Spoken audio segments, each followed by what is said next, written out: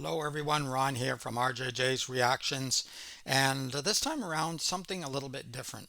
No music in this particular video. It is Tom Waits, but he's having a conversation or interview with David Letterman, and I remember this from quite a while ago, and it was hilarious. It was very funny, so yes, I've seen it before, but I was thinking maybe a lot of people haven't seen it, and I'm going to post this right after I post a Tom Waits music video reaction. So I thought it would be fun to have a look at his sense of humor as well. All right, let's have a look at Tom Waits and David Letterman.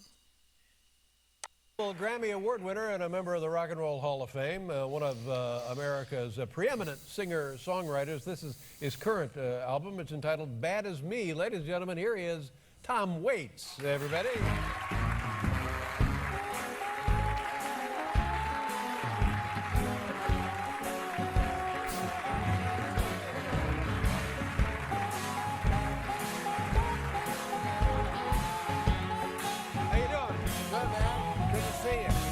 I wish you were here more often, but you don't live here, do you? Where do you live? Well, I'm living in California. I was here for a few years. Put in some time here. How do you like California? Well, it's very different than New York, as you know. Yes. My stay here was difficult primarily because you know what was new was jogging was new when I was here. And that drove you out of the city?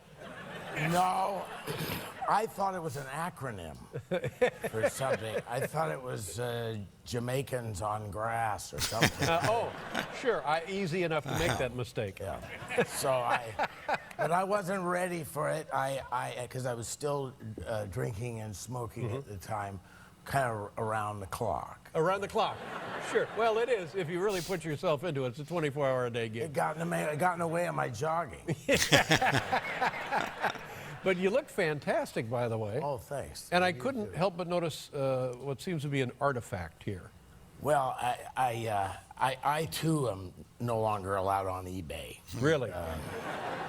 And the last thing I bought was the last dying breath of Henry Ford. Wow. What? Now, it's none of my business, but what did you pay for that? Too much. Yeah, too much. Now, this looks like a vessel of some kind. Well, that's good. That's good, because a lot of people look at it, and the first thing my son said was, is it a primitive steam iron? Oh, yeah. And other people think that maybe it's like an oven for cooking just one roll. Right. But I bought it in a music store. Oh, you bought it in a music store? Yeah. And what is it made of? What is the material? It feels. It sounds pretty bright. It does look like some kind of an iron or a steam iron. You could imagine it working that way, and the weight of it, of course, would work in a sense that way. So not a bad guess, really, was it? It was like cement or something. It does, doesn't it? Like a composite. Some sort of stone composite, yeah. But anyway, I was going to ask you if you knew what it was or what you and if you don't, I'll tell you. Yeah. No, I have one just like it. and I don't know what that one is either. Now, does this open? Can I touch it? That's part of it right there. Another thing I just thought of, this reminds me of a really old show. It used to be on, I don't know when, maybe the 80s or something. I think it was the 80s, called Liars Club. And they used to have these different objects, and they would each tell us a story. They were celebrities, I think, and they would tell a story of what the object is. And one was telling the truth, and the others were lying, and you're supposed to try to figure that out. This reminds me a little bit of that.